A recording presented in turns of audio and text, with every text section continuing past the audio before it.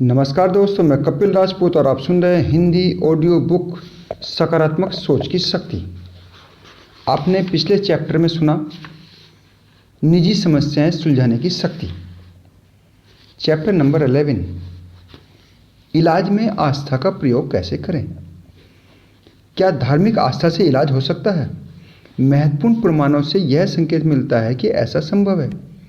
मेरे अपने अनुभव में ऐसा समय था जब मुझे इस बात का विश्वास नहीं था, परंतु अब मुझे विश्वास हो चुका है और पूरी तरह से हो चुका है। मैंने इसके इतने अधिक प्रमाण देखे हैं कि मैं इसके अलावा कोई और बात सोच नहीं सकता।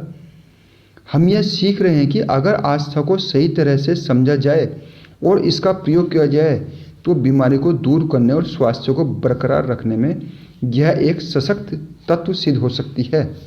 इस महत्वपूर्ण प्रश्न के बारे में कई चिकित्सकों का भी मेरे ही जैसा विश्वास है। अखबारों ने वियना के प्रसिद्ध सर्जन डॉक्टर हेंस की अमेरिकी यात्रा का विवरण प्रकाशित किया है। मैं अखबार का वह लेख कोट कर रहा हूं जिसका शीर्षक है ऑनर सर्जन जिसे ईश्वर मार्गदर्शन देता है। वियना के सर्जन डॉक्टर हेंस, जिनका विश्वास है कि ईश्वर का अदृश्य हाथ ऑपरेशन को सफल बनाने में मदद करता है, को अंतर्राष्ट्रीय कॉलेज ऑफ सर्जन्स द्वारा अपने सबसे उच्च सम्मान मास्टर ऑफ सर्जरी के लिए चुना गया। उन्हें आमाशय की सर्जरी केवल स्थानीय एनेस्थीसिया की मदद से करने के लिए सम्मानित किया गया।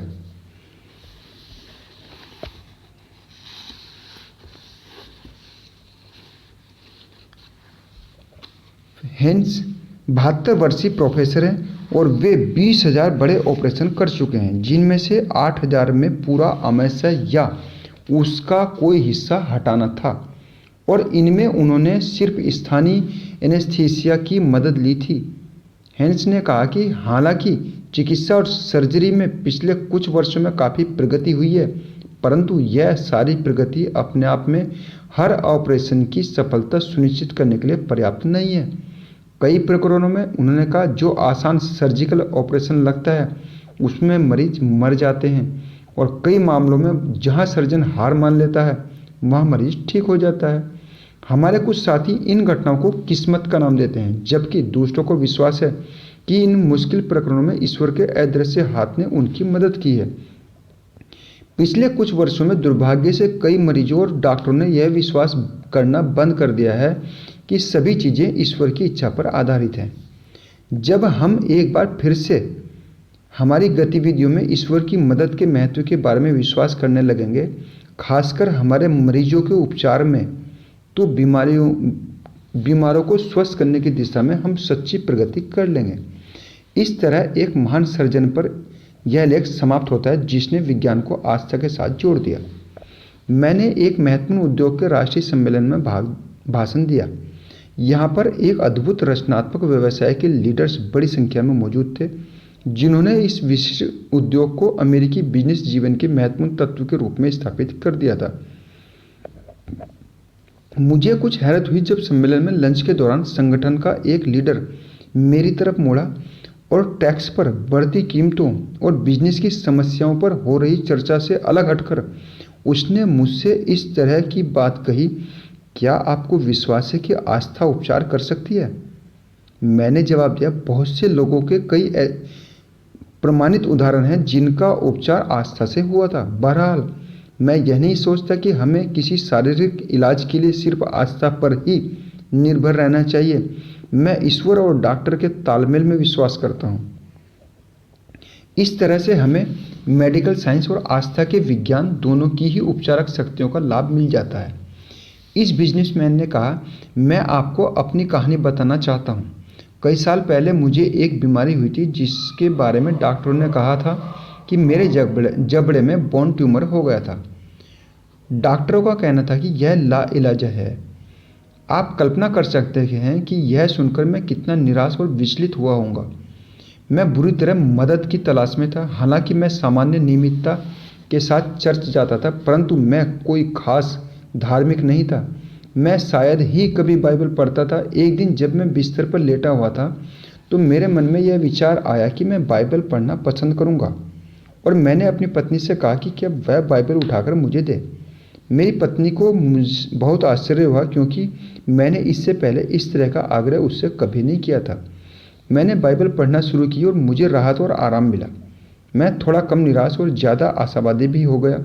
मैं हर दिन बहुत देर तक बाइबल पढ़ा करता था, परंतु यह मुख्य परिणाम नहीं था। मैं यह महसूस करने लगा कि मेरी तकलीफ अब दिनों दिन कम होती जा रही है। पहले तो मैंने सोचा कि यह मेरे मन का वहम है, परंतु बाद में मुझे इस बात का विश्वास हो गया कि सचमुच मेरे भीतर कोई बड़ा परिवर्तन हो रहा है। एक दिन बाइबल पढ़ते समय मुझे बेहद और सुख और उष्मा की अजीब सी अनुभूति हुई।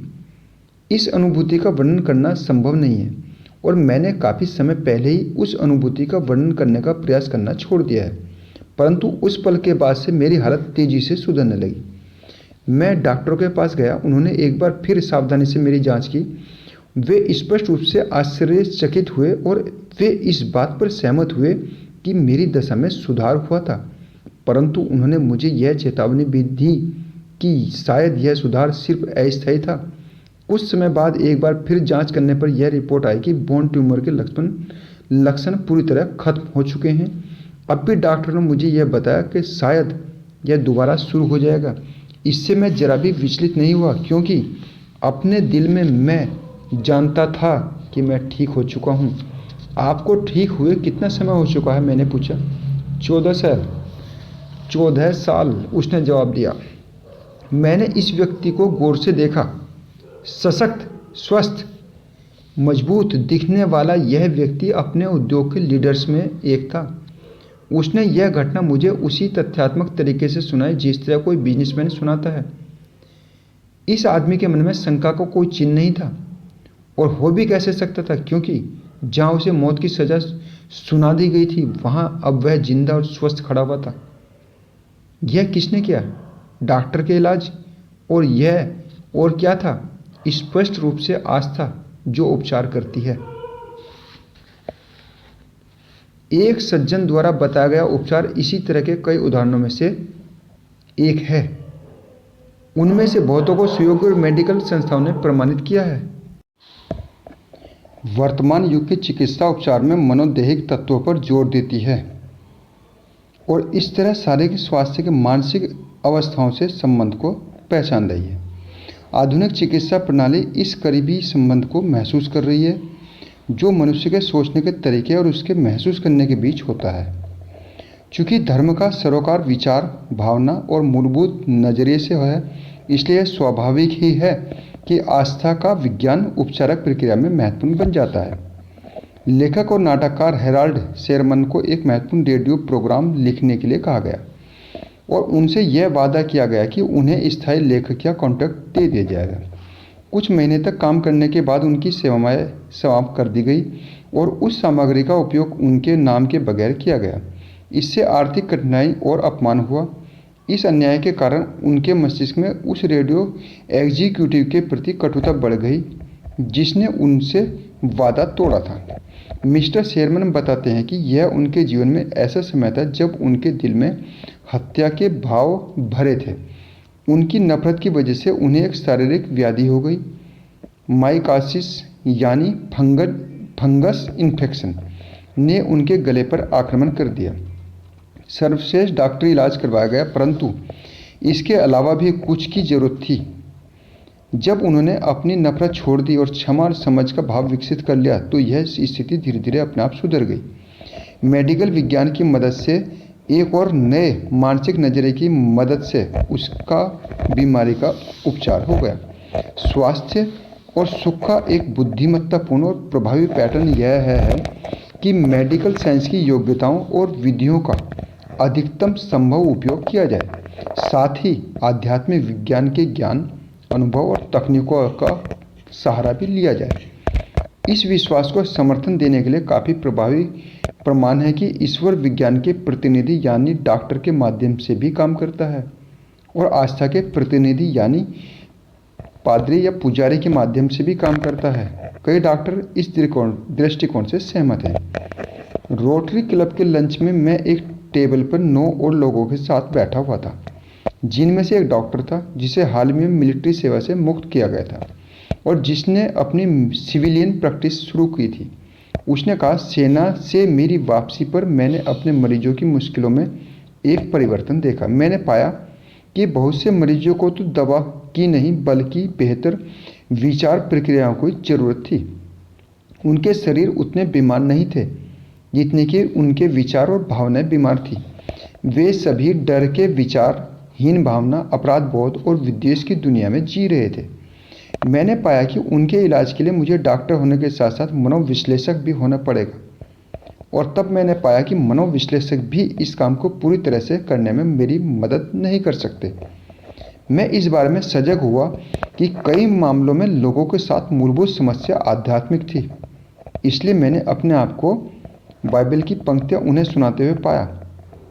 फिर मैंने उन्हें धार्मिक और प्रेरणादायक पुस्तकें पढ़ने के लिए कहा, खासतौर पर वे पुस्तकें जो इस बारे में मार्गदर्शन देती हैं कि कैसे जिया जाए।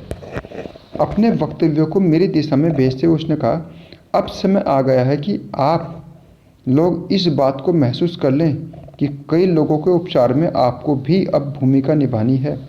जाहिर है कि आप डॉक्टर की सीमा में प्रवेश नहीं करेंगे, जिस तरह से डॉक्टर आपकी सीमा में प्रवेश नहीं करते, परंतु हम डॉक्टर को मरीजों के स्वास्थ्य और कल्याण में पादरियों के सहयोग की जरूरत है।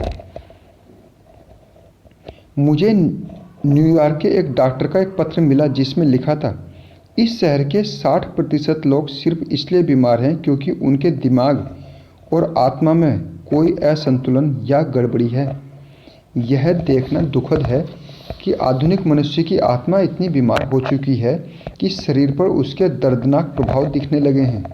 मुझे लगता है कि एक वक्त आएगा जब पादरी, पुजारी और धर्मोपदेशक इस संबंध को समझ लेंगे। इस डॉक्टर ने उदारतापूर्वक मुझे बताया कि वह अपने इलाज में मेरी पुस्तक a guide to confident living और इसी तरह की अन्य पुस्तकों का भी इस्तेमाल करता था, और उसे इसके द्वारा उल्लेखनीय परिणाम हासिल हुए हैं। बर्मिंघम, अलाबामा के बुक स्टोर की मैनेजर ने मुझे उस शहर के एक डॉक्टर का पर्चा भिजवाया जिसकी दवाई की दुकान में न मिलकर किताबों की दुकान में मिलती थी। वह अलग अलग बीमारियों के लिए अलग अलग पुस्तकें लिखा करता था।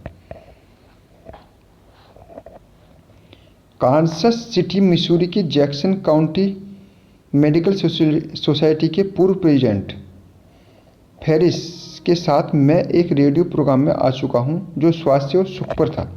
उन्होंने घोषणा की कि मानवीय बीमारियों के उपचार में शारीरिक और आध्यात्मिक विज्ञान अक्सर इतनी गहराई से आपस में जुड़े होते हैं कि दोनों के बीच में कोई स्पष्ट रूप से विभाजक रेखा नहीं है।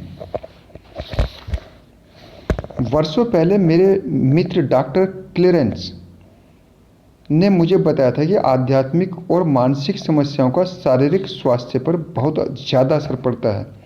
उनके मार्गदर्शन में मैंने यह पाया कि डर और अपराध बोध, नफरत और द्वेष जिन समस्याओं से मैं मुकाबला कर रहा था, जल्दी ही किसी इंसान के स्वास्थ्य पर भी असर डालती हैं और उसे शारीरिक रूप से बीमार बना देती हैं। डॉक्टर लिएब इस उपचार पद्धति में इतना गहन विश्वास करते हैं कि उन्होंने डॉक्टर इस्माइली के साथ धार्मिक मनोविश्लेषक क्लिनिक की स्थापना की, जिसने न्यूयॉर्क में मार्बल कॉलेजिएट चर्च में सैकड़ों लोगों की सहायता की है। न्यूयॉर्क में मेरे 2 डॉक्टर मित्र डॉक्टर जेड टेलर और डॉक्टर हावर्ड ने भी मेरे कार्यों में काफ़ी मदद की और मुझे आस्था से संबंधी शारीरिक, मानसिक और आध्यात्मिक बीमारियों की वैज्ञानिक और गहन आध्यात्मिक समझ प्रदान की है। डॉक्टर बियर्ड का कहना है कि हमने पाया है कि हाई ब्लड प्रेशर का मनोदैहिक कारण है किसी तरह का सूक्ष्म दबाया गया डर, उन चीज़ों का डर नहीं जो हैं, बल्कि उन चीज़ों का डर जो हो सकती हैं। यह खासकर भविष्य में होने वाली घटनाओं के डर होते हैं। इस तरह से यह काल्पनिक डर होते हैं क्योंकि ये शायद कभी घटित न हों। इसी तरह डायबिटीज़ के मामले में हमने पाया है कि इसका मनोदैहिक कारण है दुख या निराशा। दुख या निराशा में किसी भी अन्य भावना की तुलना में हमारी सबसे अधिक ऊर्जा नष्ट होती है। इसका परिणाम यह होता है कि हमारी इंसुलिन खत्म हो जाती है, जो पैनक्रियाज कोशिकाओं द्वारा तब तक बनाई जाती है जब तक कि वे काम करती हैं। या हम यह पाते हैं कि अतीत की भावनाओं के कारण आदमी बीमार हो जाता है। वह अतीत को बार बार जीता है और जीवन में आगे जाने में समर्थ नहीं हो पाता। मेडिकल साइंस ऐसी दवाएं तो दे सकता है जिसके सहारे इन बीमारियों में राहत मिल सके।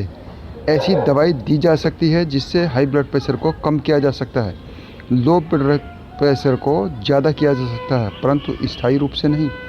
वे आपको इंसुलिन दे सकते हैं जो अधिक शक्कर को ऊर्जा में जला देती है और डायबिटीज़ के मरीज को राहत देती है। निश्चित रूप से इनसे सहायता मिलती है, परंतु इनसे पक्का इलाज नहीं होता। ऐसी कोई दवा या इंजेक्शन आज तक नहीं बना है जिसके सहारे हम अपनी भावनात्मक उलझनों से बच सकें। हमारे भावनात्मक स्वरूप की बेहतर समझ और धार्मिक आस्था की तरफ फिर से लौटने के समन्वय से ही हमें स्थायी सहायता की सर्वाधिक संभावना नज़र आती है। डॉक्टर बियर्ड का निष्कर्ष था जवाब है उपचार में ईसा मसीह के शिक्षाओं के अनुरूप चलना। एक और प्रसिद्ध महिला डॉक्टर ने मुझे इस बारे में लिखा कि उसने दवा और आस्था की उपचार पद्धति को किस तरह मिलाया। मैं आपकी सीधी धार्मिक फिलॉसफी में रुचि लेने लगी थी। मैं टॉप स्पीड पर काम कर रही थी, पर तनावग्रस्त और चिड़चिड़ी होती जा रही थी और कई बार डर और अपराध बोध से पीड़ित हो जाती थी। दरअसल मुझे अपने भारी तनाव से मुक्ति की ज़रूरत थी। एक सुबह निराशा के समय मैंने आपकी पुस्तक उठाई और उसे पढ़ना शुरू कर दिया। यह वह दवा थी जिसकी मुझे ज़रूरत थी। यहाँ महान चिकित्सक ईश्वर था जिसमें आस्था व एंटीबायोटिक डर था जो डर के कीटाणुओं और अपराध बोध के वायरस को मार सकता था। मैंने आपकी पुस्तक में बताए गए सभी सिद्धांतों पर अमल करना शुरू किया। धीरे धीरे मुझे तनाव से मुक्ति मिल गई और मैं रिलैक्स्ड हो गई। मैं अधिक सुखी हो गई और मुझे नींद भी अच्छी आने लगी। मैंने विटामिन और ताकत की गोलियां लेना बंद कर दिया। फिर वे आगे लिखती हैं, यही वह बात है जिस पर मैं जोर देना चाहता हूँ। मैंने यह महसूस करना शुरू किया कि मैं इस नए अनुभव को अपने मरीजों के साथ बांटूंगी जो न्यूरोसिस और मानसिक बीमारियों के लिए मेरे पास आते थे। मुझे यह जानकर आश्चर्य हुआ कि उनमें से कई ने आपकी पुस्तक पढ़ी थी और कई अन्य पुस्तकें पढ़ी थी। मरीज और मेरे पास काम करने के लिए एक साझा आधार था। यह एक बहुत ही सुखद अनुभव रहा। ईश्वर में आस्था के बारे में बात करना स्वाभाविक और आसान बात है। एक डॉक्टर के रूप में वे कहती हैं, मैंने ईश्वर की मदद से कई चमत्कार होते देखे हैं। पिछले कई सप्ताहों में मुझे एक और अनुभव हुआ है। मेरी बहन को 3 सप्ताह पहले एक गंभीर ऑपरेशन करवाना था। ऑपरेशन के बाद उसकी आंतों में रुकावट हो गई। 5वें दिन वह बुरी तरह बीमार हो गई और जब मैं दोपहर को वहाँ से गई तो मैंने महसूस किया कि अगर वह जल्दी ही ठीक नहीं हुई तो उसके ठीक होने की संभावना बहुत कम थी। मैं बहुत चिंतित थी, इसलिए मैंने धीरे धीरे गाड़ी चलाते हुए 20 मिनट तक इस रुकावट के हटने के लिए ईश्वर से प्रार्थना की। यहाँ मैं यह बता दूँ कि मेडिकल साइंस अपना काम कर रहा था। घर पहुँचने के 10 मिनट बाद ही मेरे फ़ोन की घंटी बजी और मुझे नर्स ने बताया कि रुकावट अपने आप हट चुकी थी और अब उसकी हालत सुधर रही है। कुछ समय बाद वह पूरी तरह से ठीक हो गई। अब मैं इस घटना को ईश्वर के चमत्कार के सिवा और क्या मान सकती हूँ। यह था एक सफल डॉक्टर द्वारा लिखा गया पत्र। इस दृष्टिकोण की रोशनी में हम आस्था द्वारा उपचार की प्रक्रिया पर विश्वास कर सकते हैं।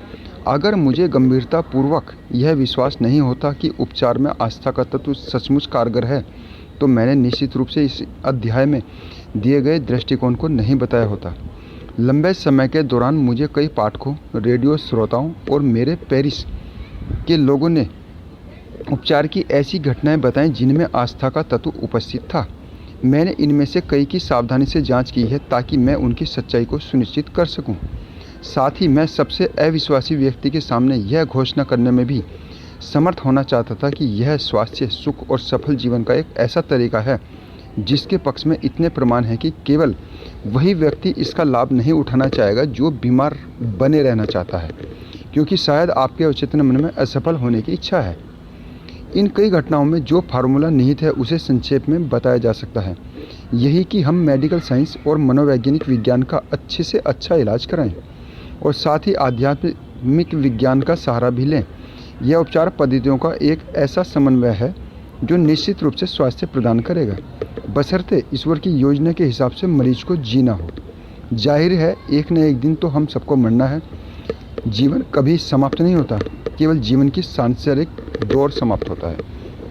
हम तथाकथित पुरानी चर्चों के लोग मेरी विनम्र राय में दृढ़ता से यह बताने में असफल रहे हैं कि स्वास्थ्य का एक दमदार संदेश है। हम इस महानतम संभव योगदान को देने से चूक गए हैं। कई समूह, संगठन, अन्य आध्यात्मिक संस्थाएं बने हैं जो इस कमी को पूरा करते हैं, परंतु अब ऐसा कोई वैध कारण नहीं है कि चर्च इस बात को न पहचान पाए। यह प्रमाणित हो चुका है कि आस्था में उपचार निहित है और इसलिए लोगों को कारगर और उपचारक तकनीकें प्रदान करना चाहिए। सौभाग्य से हमारे धार्मिक संगठनों में विचारशील, वैज्ञानिक मानसिकता वाले आध्यात्मिक लीडर्स तथ्यों आधारित आस्था का अतिरिक्त कदम उठा रहे हैं। उपचार के सफल प्रकरणों में मैंने जितनी भी जांच की उनमें मुझे कुछ निश्चित तत्व उपस्थित मिले। सबसे पहली बात तो यह है कि अपने आप को ईश्वर के हाथों में पूरी तरह समर्पित करने की पूर्ण इच्छा। दूसरी बात, सारे पापों और गलतियों का प्रायश्चित करके उनसे मुक्ति पाने और आत्मिक रूप से शुद्ध होने की इच्छा। तीसरी बात, मेडिकल साइंस के इलाज के लिए ईश्वर की उपचारक शक्ति में आस्था और विश्वास का समन्वय। चौथी बात, ईश्वर के उत्तर को स्वीकार करने की गंभीर इच्छा, चाहे उत्तर कुछ भी हो, और उसकी इच्छा के विरोध में किसी तरह का कटुता या आक्रोश का अभाव। पांचवी बात, इस महत्वपूर्ण पूर्ण विश्वास कि ईश्वर उपचार कर सकता है।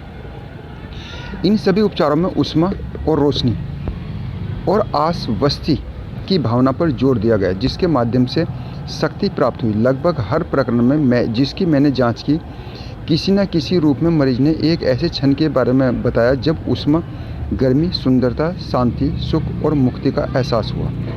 कई बार यह अनुभव अचानक हुआ, जबकि कई बार यह विश्वास का क्रमिक अनुभूति थी कि उपचार हो चुका है। इन मामलों की जांच करते समय मैंने हमेशा कुछ समय गुजर जाने दिया है ताकि यह सिद्ध हो सके कि उपचार स्थायी था और जो प्रकरण मैं बता रहा हूँ वे किसी तात्कालिक सुधार पर आधारित नहीं है जो शक्ति के क्षणिक आवेग के परिणाम हो। उदाहरण के तौर पर मैं उस महिला के उपचारक अनुभव को सुनाना चाहता हूँ जिसकी विश्वसनीयता और बुद्धि का मैं गहरा सम्मान करता हूँ। इस प्रकरण में रिकॉर्ड पूरी तरह से रखा गया। वैज्ञानिक रूप से यह प्रभावी है। इस महिला को बताया गया कि उसके शरीर में किसी बढ़े हुए हिस्से में कैंसर हो गया है, इसलिए तत्काल ऑपरेशन करके उसे हटाना होगा। मैं उसके शब्दों को ही प्रस्तुत करता हूँ। सभी एहतियात के उपचार लिए गए, परंतु वही लक्षण फिर से लौट आए। जैसा आप समझ सकते हैं, मैं डरी हुई थी। मैं जानती थी कि अस्पताल में उसके बाद कराए गए जाने वाले उपचार व्यर्थ हैं। अब कोई आशा नहीं थी, इसलिए मैं सहायता के लिए ईश्वर की तरफ मुड़ी।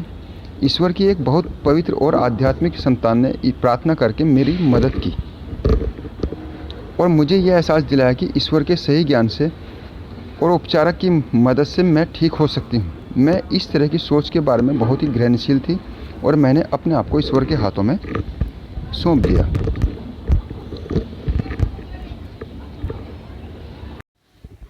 मैंने हमेशा की तरह एक सुबह ईश्वर से मदद मांगी और अपने घर के कामकाज करने में दिन गुजारा, जो उस समय बहुत से थे। मैं शाम का खाना बना रही थी और मैं किचन में अकेली थी। मुझे एहसास हुआ कि कमरे में असामान्य रोशनी हुई और मेरे पूरे बाएं हिस्से पर कोई दबाव सा पड़ा, जैसे कोई व्यक्ति मेरे पास बहुत करीब खड़ा हो। मैंने उपचारों के बारे में सुना था। मैं जानती थी कि मेरे लिए प्रार्थनाएं की जा रही थी, इसलिए मैंने यह फैसला किया कि यह उपचारक शक्ति ईश्वर की होगी जो मेरे साथ थे। मैंने सुबह तक इंतजार करने का फैसला किया ताकि मुझे पूरा विश्वास हो जाए। अगर समस्या के लक्षण चले जाएंगे तो मैं जान जाऊंगी। सुबह तक सुधार इतना स्पष्ट था और मैं अपने मस्तिष्क में इतनी स्वतंत्र थी कि मुझे विश्वास हो गया। मैंने अपने मित्र को बताया कि उपचार घटित हो गया है।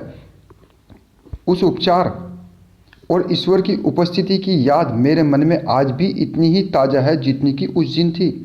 यह 15 साल पहले की बात है और मेरे स्वास्थ्य में लगातार सुधार हुआ और आज मैं बहुत ही अच्छी स्थिति में हूँ।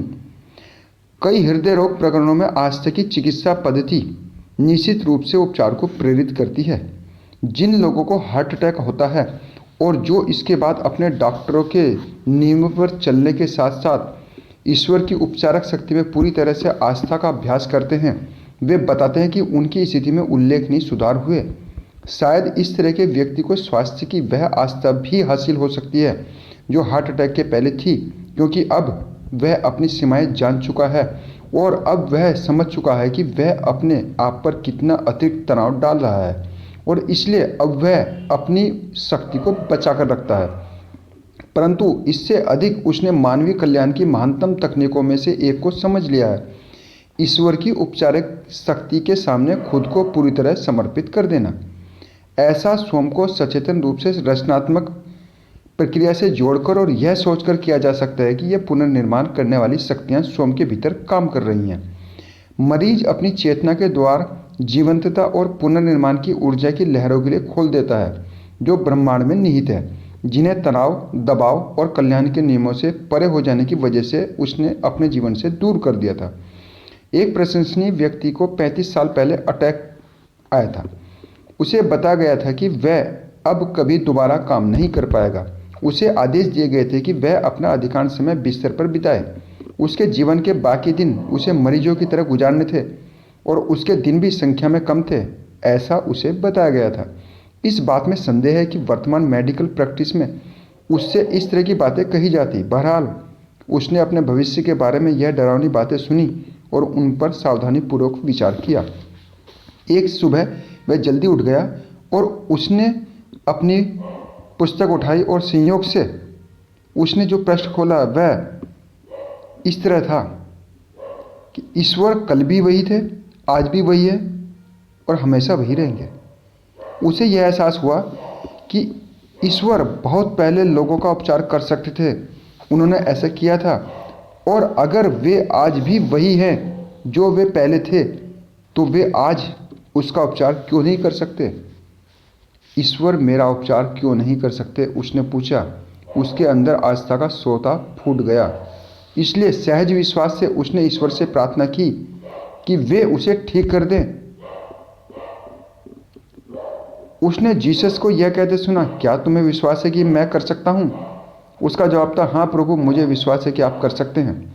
उसने अपनी आंखें बंद कर ली और ईश्वर के उपचार के स्पर्श को अपने हृदय का अनुभव किया। उस पूरे दिन उसे विश्राम की अजीब सी अनुभूति हुई।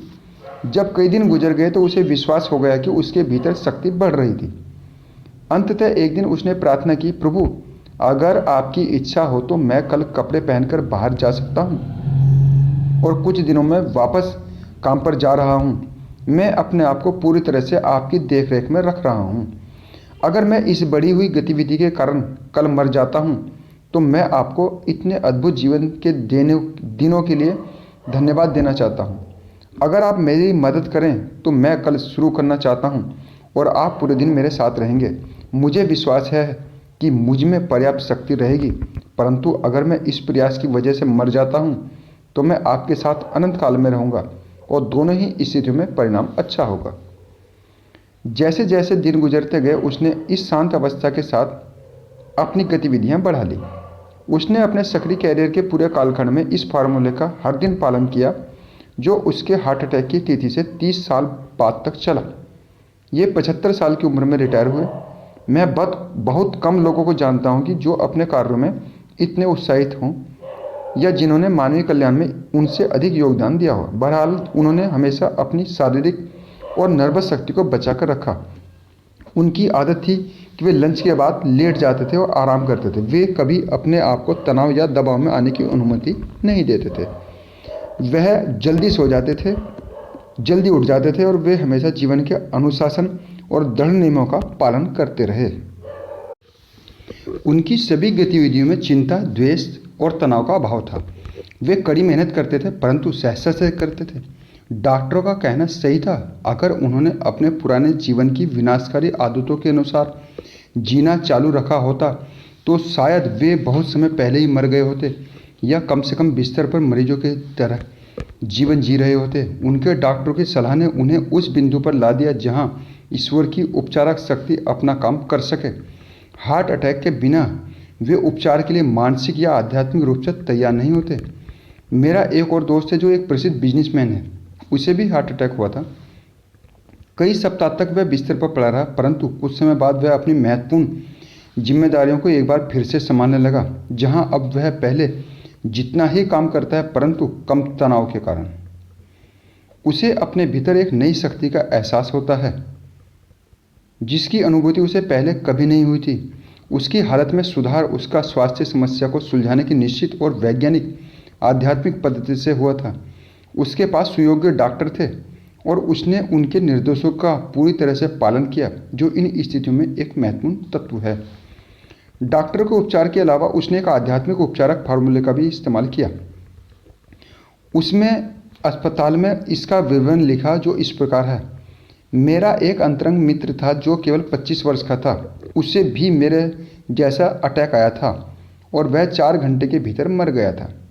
मेरे 2 परिचितों के साथ भी पास के कमरों में यही हादसा हुआ था। मुझे लगा जैसे दुनिया में अभी मेरा काम पूरा नहीं हुआ है, इसलिए मैं उन कामों की तरफ लौट गया और मैंने वे काम किए जो मेरे सामने पड़े थे। मैं अधिक लंबा और अधिक समृद्ध जीवन जीने की उम्मीद कर रहा था, जो मैंने इस अनुभव के बिना नहीं किया होता। डॉक्टर अद्भुत थे, नर्सें सेवाभावी थी और अस्पताल आदर्श था। इसके बाद वह अपने द्वारा आजमाई गई आध्यात्मिक उपचारक तकनीक बताता है। इस फार्मूले में 3 हिस्से हैं। पहली अवस्था में जब पूर्ण विश्राम की जरूरत थी तो मैंने भजन की चेतावनी को याद किया। शांत रहो और जानो कि मैं ईश्वर हूँ।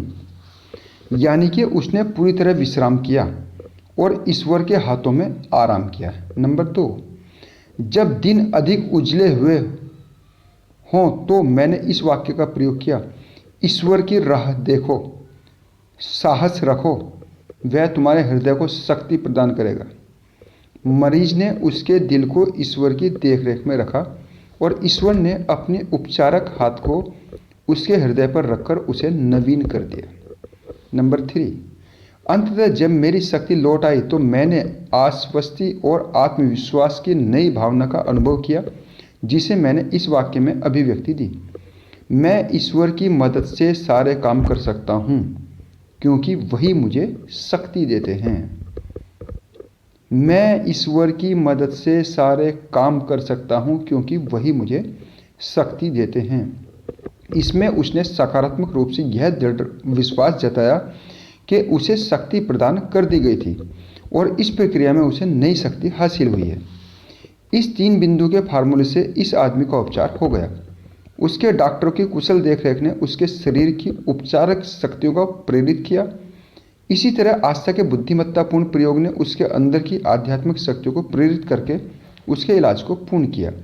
यह 2 चिकित्सा पद्धतियाँ इकट्ठी होकर हमारे जीवन की 2 महान शक्तियों का प्रयोग करके पुनर्जीवन देती है। एक इंसान के शरीर की उपचारक शक्ति का प्रयोग करती है, दूसरी मस्तिष्क के भीतर की उपचारक शक्ति का प्रयोग करती है। एक डॉक्टर इलाज से काम करती है, दूसरी आस्था के इलाज से, और ईश्वर दोनों ही क्षेत्रों में इनका स्वामी होता है। उसने शरीर भी बनाया है, मस्तिष्क भी, और उसने दोनों की स्वास्थ्य संबंधी नियम बनाए हैं। उसमें हम जीते हैं और चलते हैं और उसी में हमारा अस्तित्व है। बीमारी को रोकने और मस्तिष्क तथा शरीर के उपचार में उस शक्ति को बाहर निकालना न भूलें जो आपके पास उपलब्ध महानतम क्षमताओं में से एक है, आस्था, जो उपचार करती है। इस अध्याय में दिए गए सिद्धांतों की रोशनी में जब आप या आपका कोई परिजन बीमार हो तो आप किस तरह का रचनात्मक कार्य कर सकते हैं, नीचे 8 प्रैक्टिकल सुझाव दिए गए हैं। नंबर 1, एक प्रसिद्ध मेडिकल डॉक्टर के प्रमुख की सलाह मानें, जिन्होंने कहा था, बीमारी में आप डॉक्टर के साथ अपने पादरी को भी बुला लें। दूसरे शब्दों में यह विश्वास करें कि इलाज में मेडिकल साइंस के अलावा धार्मिक शक्तियाँ भी महत्वपूर्ण होती हैं। नंबर 2, डॉक्टर के लिए प्रार्थना करें। आपको यह पता होना चाहिए कि ईश्वर अपनी उपचारक शक्तियों का प्रयोग प्रशिक्षित इंसानों के माध्यम से करता है। जैसा एक डॉक्टर ने कहा था, हम मरीज का इलाज करते हैं, ईश्वर उसे ठीक करता है। इसलिए डॉक्टर के लिए प्रार्थना करें कि वे ईश्वर की उपचारक शक्तियों का माध्यम बन जाए। नंबर 3, आप जो भी करें, अब घबराएं या डरे नहीं। अगर आप डर जाएंगे तो आप अपने परिजन की दिशा में नकारात्मक या विध्वंसक विचार प्रेषित करेंगे, जबकि उसे सकारात्मक और उपचार के विचारों की आवश्यकता है। नंबर 4, याद रखें कि ईश्वर कोई भी काम बिना नियम के नहीं करता। यह भी याद रखें कि हमारे तुच्छ सांसारिक नियम उस महान शक्ति की आंशिक अभिव्यक्ति हैं जो इस ब्रह्मांड में प्रवाहित हो रही है। आध्यात्मिक नियम बीमारी पर भी लागू होते हैं। ईश्वर ने हर बीमारी के लिए दो इलाज दिए हैं। पहला विज्ञान के प्राकृतिक नियमों द्वारा उपचार यानी डॉक्टरों या दवाओं का इलाज, और दूसरा आध्यात्मिक नियम द्वारा उपचार यानी आस्था द्वारा इलाज। नंबर 5, अपने प्रियजन को पूरी तरह ईश्वर के हाथ में छोड़ दें। अपनी आस्था से आप उसे दैवी शक्ति के प्रभाव में रख दें। वहाँ पर चिकित्सा है, परंतु इसके प्रभावी होने के लिए मरीज को पूरी तरह से ईश्वर की इच्छा के हवाले करना होगा। इसे समझना मुश्किल है और इसे करना उतना ही कठिन है, परंतु यह एक तथ्य है कि अगर प्रियजन के जीने की प्रबल इच्छा के साथ उसे ईश्वर की इच्छा पर छोड़ने की भी प्रबल इच्छा हो तो उपचारक शक्तियाँ आश्चर्यजनक गति से सक्रिय हो जाती हैं। नंबर 6, यह भी महत्वपूर्ण है कि परिवार में सामंजस्य हो यानी आध्यात्मिक सामंजस्य हो। याद रखें, अगर धरती पर तुम में से दो लोग किसी भी वस्तु को सहमत होकर इकट्ठे मांगेंगे तो स्वर्ग में बैठे मेरे पिता उनकी इच्छा पूरी कर देंगे। यह स्पष्ट है कि सामंजस्य के अभाव और बीमारी में नज़दीकी संबंध है। नंबर 7, अपने मस्तिष्क में एक ऐसी तस्वीर बनाएं जिसमें आपका प्रियजन स्वस्थ हो गया हो। उसके पूर्ण रूप से स्वस्थ होने की कल्पना करें। तस्वीर में उसे ईश्वर के प्रेम और अच्छाई से चमकता हुआ देखें। आपका चेतन मस्तिष्क बीमारी यहाँ तक कि मृत्यु का भी सुझाव दे सकता है, परंतु आपके मस्तिष्क का 90% हिस्सा अवचेतन में है। स्वास्थ्य की तस्वीर को अवचेतन में डूब जाने दें और आपके मस्तिष्क का यह शक्तिशाली हिस्सा प्रचुर स्वास्थ्य ऊर्जा अपने आप भेजेगा। हम अवचेतन में जिस पर विश्वास करते हैं हमें आमतौर पर वही मिलता है। जब तक आपकी आस्था आपके अवचेतन पर नियंत्रण नहीं करेगी तब तक आपको कोई अच्छी चीज़ नहीं मिलेगी, क्योंकि अवचेतन सिर्फ वही वापस देता है जो आपका असली विचार होता है। अगर असली विचार नकारात्मक है तो परिणाम भी नकारात्मक होंगे। अगर असली विचार सकारात्मक है तो आपको सकारात्मक और उपचारक परिणाम मिलेंगे। नंबर 8, पूरी तरह सहज रहें। ईश्वर से अपने प्रियजन का उपचार करने की प्रार्थना करें।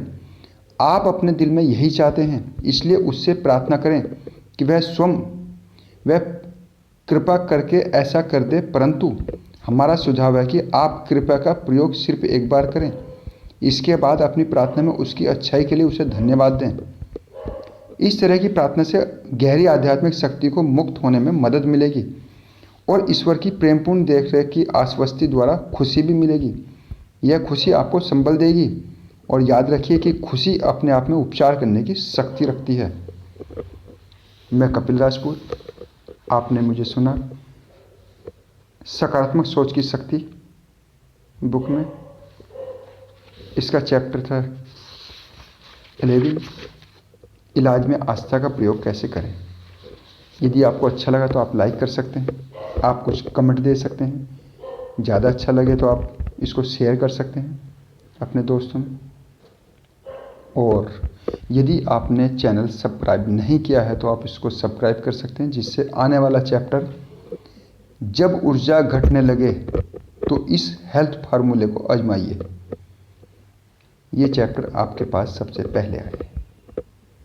आपने मुझे सुना उसके लिए बहुत बहुत धन्यवाद। Thank you.